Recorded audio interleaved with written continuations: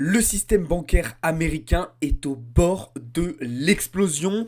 On a un déséquilibre qui commence à s'installer sur le secteur de l'emploi aux États-Unis et les cryptos qui repassent dans le vert. Bienvenue à toutes et à tous les amis dans cette nouvelle matinale trading. Vous l'aurez compris, beaucoup de choses à dire et à voir ce matin. Juste avant de commencer, comme d'habitude, je vous invite à vous abonner si ce n'est pas encore déjà fait et évidemment à nous rejoindre dans le serveur Discord. C'est là-bas que tout se passe. Vous avez tous les liens en bio et en description. On commence donc avec la première actualité du jour, je vous en parlais à l'instant, le système bancaire américain qui est au bord de l'explosion. On a un nouveau rapport de la FDIC qui vient d'être publié sur la situation des banques américaines qui sont actuellement avec des portes latentes de portefeuille estimées à 517 milliards de dollars. C'est absolument énormissime. Et on aurait actuellement plus de 60 banques américaines qui seraient au bord de la faillite. Alors rappelez-vous ce qui s'était passé en mars-avril 2023, on avait eu certaines banques américaines qui avaient montré de gros signaux de faiblesse. On avait même certaines qui avaient fait faillite, je pense à la SVB. Et puis très rapidement, ça s'était estompé, on avait arrêté d'en parler. Sauf qu'en réalité, je vous le dis d'ailleurs depuis, la situation ne s'est pas améliorée. Au contraire, elle a même eu tendance à s'empirer. Le problème, c'est que si la catastrophe venait à arriver du côté du système bancaire américain, cela aurait des répercussions sur l'économie américaine, mais aussi sur l'économie mondiale et donc forcément aussi sur les marchés. Donc c'est quelque chose qu'il va falloir surveiller très attentivement dans les prochains mois. On sait que c'est pas le seul élément qui pose problème aujourd'hui aux États-Unis. On a aussi un taux de défaut de crédit qui ne cesse d'augmenter, l'immobilier qui est sous tension et on en reparlera un petit peu tout à l'heure. Et une situation autour du marché de l'emploi qui commence à poser question. La deuxième actualité, elle concerne les ETF spot Bitcoin, puisqu'on a un nouveau pays qui propose désormais des ETF justement sur le BTC, à savoir la Thaïlande. Effectivement, la SEC, donc les régulateurs financiers thaïlandais, ont approuvé le premier ETF spot sur Bitcoin. Donc on a eu récemment aussi l'Australie, on a eu Hong Kong, on a eu les États-Unis. On a de plus en plus de régions du monde qui s'ouvrent aux crypto-monnaies et qui proposent bien justement des produits financiers sur Bitcoin et sur Ethereum. Alors justement à propos des ETF spot Bitcoin, on a enregistré un nouveau record hier avec une journée extraordinaire avec quasiment 900 millions de dollars d'entrée nette. C'est absolument extraordinaire. Vous voyez qu'on enchaîne une belle série de jours consécutifs avec des entrées nettes sur les ETF spot Bitcoin et avec tout particulièrement la journée d'hier qui a été vraiment extraordinaire. Si je ne me trompe pas, c'est la deuxième plus grosse journée depuis le lancement de ces ETF avec autant d'entrées. Donc c'est vraiment extraordinaire ce qui est en train de se passer. Voilà pour les actus du jour. On va désormais pouvoir passer du côté des marchés, enfin du côté de la macroéconomie, pardon. Je vous le disais, l'autre point de ce matin, c'est le fait qu'on a des premiers points d'interrogation qui commencent à apparaître du côté de l'emploi aux États-Unis. On a eu des premières données sur ce début de semaine qui nous montrent un changement un petit peu de tendance au niveau de l'emploi américain. C'est vrai que ça faisait plusieurs mois qu'on avait de plus en plus d'emplois qui étaient créés aux États-Unis. Enfin, plusieurs mois. Ça faisait un moment qu'on observait cette tendance-là. Et justement, là, depuis un petit moment, on observe que cette tendance est en train réellement de s'inverser. Alors, on l'a vu hier avec la publication du rapport Joltz. Attention, on aura aussi cet après-midi les chiffres des créations d'emplois dans le secteur non agricole ADP. On aura vendredi la publication du rapport NFP. Mais voilà, il y a des changements intrinsèques qui sont en train de se dérouler sur le secteur de l'emploi aux États-Unis. Et on sait que c'est quelque chose de très important. Première chose, c'est important parce que en fonction de la quantité d'emplois qui est créée, ça peut avoir un impact sur l'inflation. Plus vous avez d'emplois créés, plus vous avez de gens qui ont un pouvoir d'achat et qui peuvent participer à un rebond de l'inflation, et inversement. Et puis l'autre élément, c'est que l'objectif de la Fed, c'est de maintenir un équilibre justement sur ce secteur de l'emploi.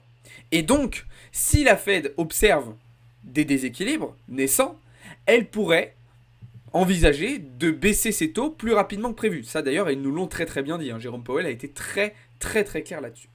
Donc on a des premiers points d'interrogation qui sont émis du côté du secteur de l'emploi. Et d'ailleurs, ça s'est ressenti déjà sur le taux à 10 ans, qui a pris une bonne petite claque quand même sur la journée d'hier. Donc on verra si, avec les prochaines données qu'on va avoir cette semaine, cette tendance va se confirmer ou au contraire s'annuler. Alors en parlant du marché de l'emploi, on a eu aussi des chiffres à ce sujet-là du côté européen hier avec le taux de chômage en Allemagne qui lui continue de se stabiliser à 5,9%. Vous le voyez ici avec la courbe en blanc. Donc ça avait déjà été le chiffre publié sur le mois précédent. Donc un chômage qui reste quand même relativement élevé en Allemagne. Alors on est en plus sur une tendance haussière depuis 2022. On verra un petit peu ce que ça va engendrer. En tout cas, on observe quand même vraiment des disparités assez importantes du côté d'un point de vue économique en Allemagne, avec certaines données qui sont très très bonnes, très encourageantes, et d'autres qui posent un petit peu plus question et qui ne sont pas forcément très très rassurantes. Alors, pour continuer sur la partie macro, je vous le disais, donc aujourd'hui on a une journée très très intéressante avec les chiffres des PMI de services qui ont été publiés ce matin au sein de la zone euro. Donc voilà, des chiffres PMI qui sont plutôt bons, un petit peu en dessous de ce que les estimations attendaient, mais ça reste quand même positif puisqu'on reste dans des phases d'expansion économique. Donc sur l'ensemble de la zone euro et sur les pays les uns après les autres. On a même, là je vous le disais, on parlait de l'Allemagne à l'instant, l'Allemagne qui publie des résultats encore meilleurs que prévu. A l'inverse, la France, on a des résultats beaucoup moins bons que les chiffres précédents. Donc on retrouve aussi une certaine hétérogénéité au sein de la zone euro. Du côté chinois, les chiffres là ont été très très bons. Là aussi, on avance dans une phase d'expansion économique. Et puis on verra cet après-midi quel sera le résultat du côté américain. Pour le moment, les estimations tablent aussi sur une hausse justement de ce chiffre PMI de service. Donc on avancerait là aussi dans une phase d'expansion économique. Mais attention, là c'est quelque chose qui ne serait pas forcément hyper positif parce qu'on sait que le secteur des services, le secteur tertiaire, c'est un secteur où l'inflation a eu particulièrement du mal à baisser. Donc on aimerait plutôt, un petit peu comme on l'avait vu sur les résultats prématurés qu'on avait eu il y a quelques semaines, voir un ralentissement de l'activité économique dans le secteur des services pour envisager aussi peut-être une baisse de l'inflation dans ce secteur-là. Ce ne sera pas le seul résultat important de cet après-midi puisqu'on aura aussi, donc je vous le disais tout à l'heure, les créations d'emplois dans le secteur non agricole ADP avec là aussi des chiffres qui sont attendus en baisse, l'indice ISM donc non manufacturier cette fois-ci et les stocks de pétrole brut comme tous les mercredis à 16h30. Sans oublier, cette fois-ci non pas du côté américain mais du côté canadien, que l'on aura la publication de la décision de la Banque centrale justement canadienne sur ses taux d'intérêt directeurs qui, elle, devrait les baisser 24 heures avant la décision de la Banque centrale européenne qui, on le verra, pourrait peut-être aussi abaisser ses taux pour la première fois et devancer la Fed. Alors tous ces résultats, évidemment, au-delà de les lire d'un point de vue seulement macroéconomique, ils nous intéressent parce qu'ils ont des répercussions sur les marchés financiers. On a vu le dollar particulièrement agité ces derniers jours, qui est venu d'ailleurs sur ce début de semaine rebondir et confirmer hier ce rebond sur son support des 104 points. Alors attention tout de même parce que là on va arriver du coup sur un niveau qui nous a servi de support pendant une bonne partie du mois de mai, mais qui va désormais faire office de résistance. Est-ce que le dollar va être capable de repasser ce niveau de résistance, auquel cas on pourrait envisager un retour sur le haut du range, ou bien est-ce qu'on va être rejeté par ce niveau-là et auquel cas on pourrait envisager une cassure de cette polarité en 4 heures qui nous amènerait peut-être en direction des 102 points. Cette incertitude, elle engendre un certain nombre de réflexions de ma part et elle engendre surtout de la patience. Et oui, au vu de ces questions que je me pose actuellement sur le comportement du dollar, j'ai tendance à être particulièrement prudent sur les classes d'actifs qui vont être directement concernées par le dollar, à commencer évidemment par la paire de Forex numéro 1, l'euro USD, qui a effectivement repassé sous cette zone de polarité, sous cette zone de résistance en 4 heures, ce qui me fait plutôt penser qu'on devrait revenir travailler ces niveaux-là, mais l'incertitude plane, et c'est pas impossible non plus que le dollar, en fonction des données macroéconomiques que l'on aura, vienne casser son support des 104 points, ce qui pourrait amener l'euro USD à partir très très rapidement vers sa résistance des 1.1. Donc je vais vraiment être patient, je ne vais pas me précipiter dans des prises de position, et vous le savez, moi personnellement, quand j'ai du doute, quand j'ai de l'incertitude, je ne fais rien. Je patiente et j'observe. Je ne vais clairement pas m'amuser à prendre des positions pour prendre des positions si je n'ai pas suffisamment de confirmation et si je n'ai pas une lecture du marché suffisamment limpide.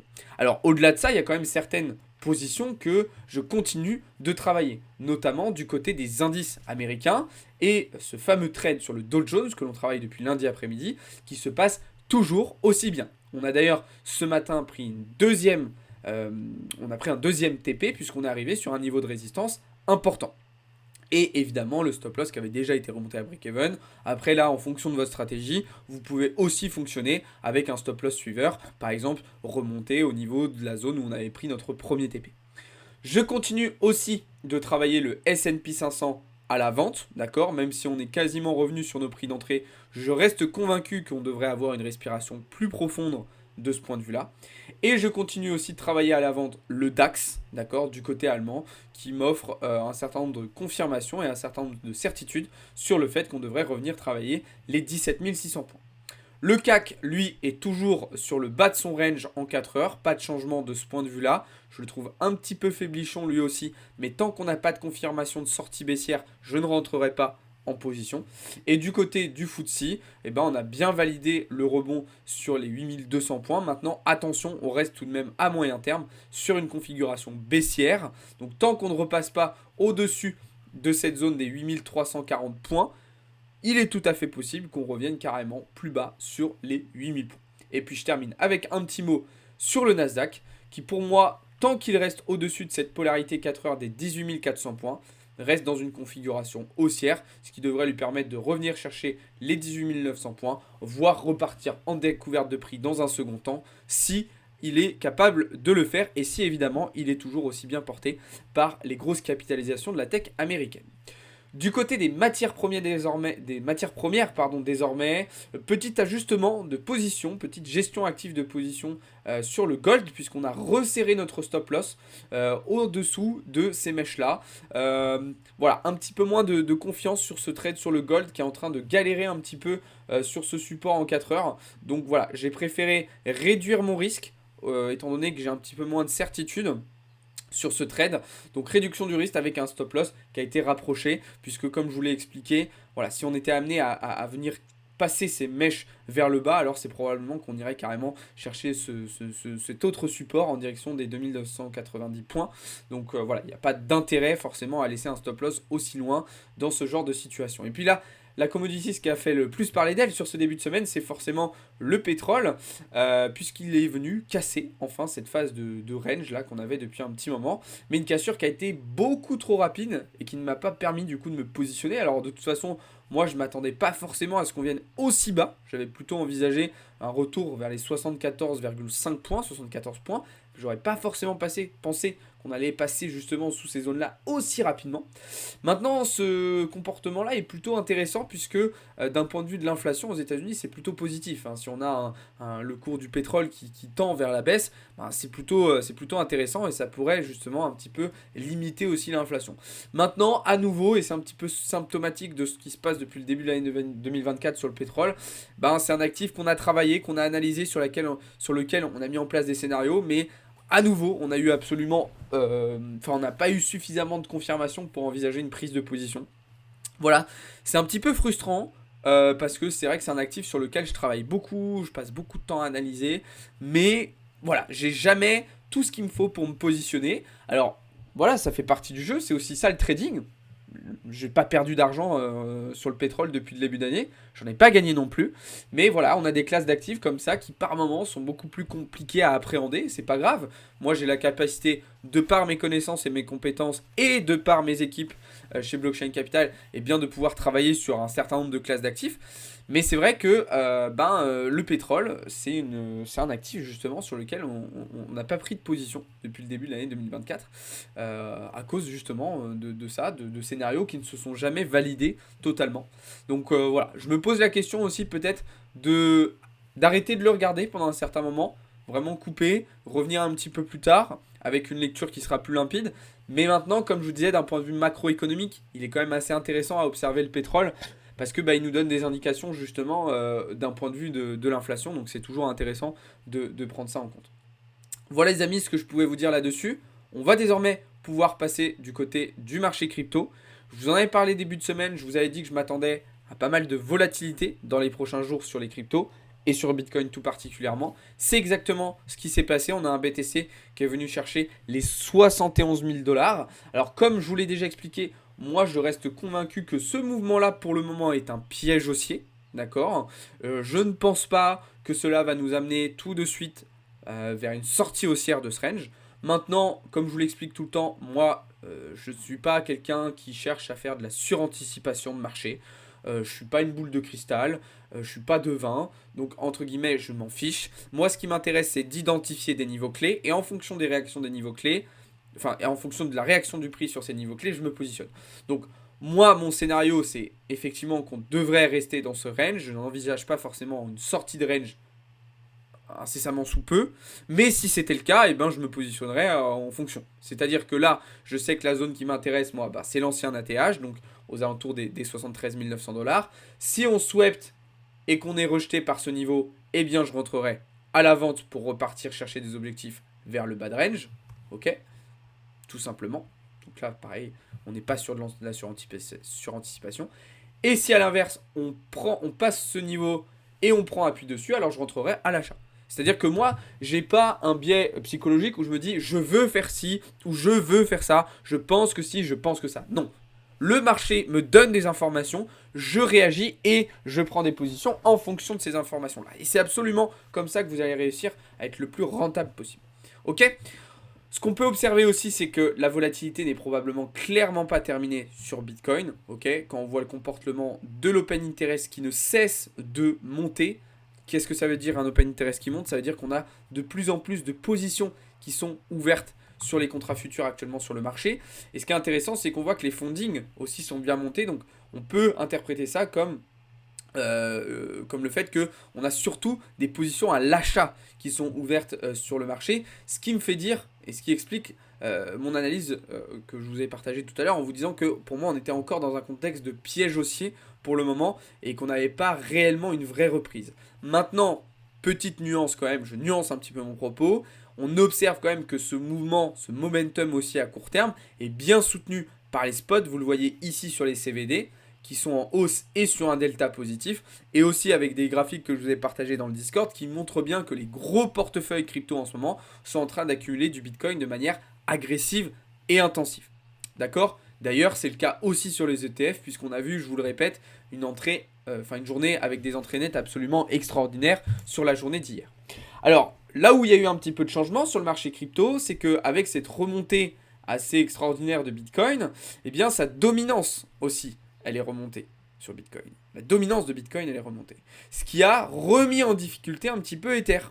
Et oui, dès que BTC se réveille, Ether tout de suite n'arrive plus à garder le relais, n'arrive plus à garder la forme, et il se rabaisse un petit peu à chaque fois face à BTC. C'est d'ailleurs la raison pour laquelle on était rentré en short en début de semaine sur Ether. Alors, on a close notre position à BE du coup hier, puisqu'on avait pris 2 TP, donc un premier ici, un deuxième ici. On avait pris 2 TP, donc on avait remonté notre stop loss ABE. Donc là, notre position a été clôturée. D'accord ? On aurait pu presque se repositionner parce qu'à nouveau, on a eu une belle réaction sur cette zone de prix. Mais vu le momentum, vu le flux, c'était plus intéressant forcément de le faire selon moi. Et puis de toute façon, à 3h30 du matin, j'étais pas devant les graphes. Ok ? Donc ça, c'est la première chose. Maintenant, Ether reste quand même plus faible que BTC en moyenne. Donc attention quand même à ce qui va se passer. Attention à ce qu'Ethereum ne gâche pas la fête. On verra aussi en fonction du comportement qu'on aura sur Bitcoin sur ce haut de range. Sur les altcoins, on a des petites choses intéressantes. On a le Solana qui repasse au-dessus de cette zone de polarité en 4 heures et qui relance les probabilités d'un retour vers les ATH. Maintenant, on voit quand même que le Solana, ça fait plusieurs semaines qu'il oscille et qu'il est indécis un petit peu autour de cette zone justement de polarité. Et puis la grosse nouveauté, enfin en tout cas nouveauté, c'est le nouveau plus haut historique qui a été atteint sur le BNB. Donc nouveau ATH qui a été atteint à plus de 715 dollars. Que dire? C'est plutôt logique. Ça fait très longtemps que je vous dis que pour moi, le BNB, c'est vraiment une valeur très très intéressante puisque c'est une sorte de valeur refuge dans l'écosystème crypto. C'est un token qui résiste très très bien aux différentes faiblesses du marché. Alors comme je vous l'ai toujours dit, c'est pas un token sur lequel vous allez réaliser un x10, non. Mais c'est un token qui vous permet d'avoir une certaine sécurité, de vous assurer un certain rendement, un petit peu comme Solana, un petit peu comme Ethereum et évidemment comme Bitcoin.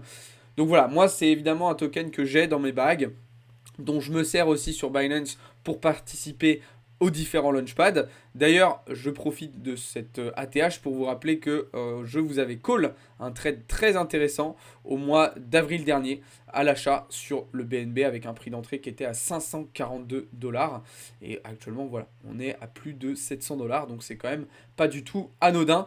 Évidemment, des mouvements comme ça sur les alts, on espère en voir d'autres dans les prochaines semaines. Je vous ai partagé plein de setups intéressants sur des alts qui sont dans des configurations haussières et qui pourraient tout exploser dans les prochaines semaines. Tout ça, je vous l'ai partagé comme d'habitude dans le serveur Discord.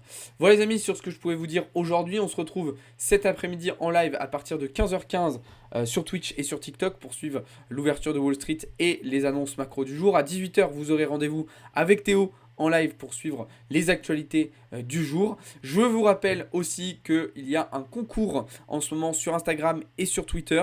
Je vous invite à aller participer, on vous offre des petits cadeaux sympas. Je vous rappelle aussi que la phase publique de notre levée de fonds est toujours on live. Et je vous rappelle aussi que notre e-book est toujours disponible, il est totalement gratuit, donc n'hésitez pas à le télécharger. Encore une fois, vous avez toutes les infos en bio et en description. Je viens de me rendre compte que je n'avais pas mis la bonne scène, je vous ai mis la scène live, donc il y a le chat Twitch qui est apparu, alors que normalement c'est cette scène-là. Pour les vidéos YouTube, c'est pas grave, ça arrive, donc voilà. Merci beaucoup d'avoir regardé cette vidéo, j'espère qu'elle vous a plu. Si c'est le cas, n'hésitez pas à lâcher un petit like, n'hésitez pas à me faire vos retours et à me poser vos questions dans les commentaires. Je vous souhaite à toutes et à tous une très très bonne journée. Ciao les amis, c'était Alex pour Blockchain Capital.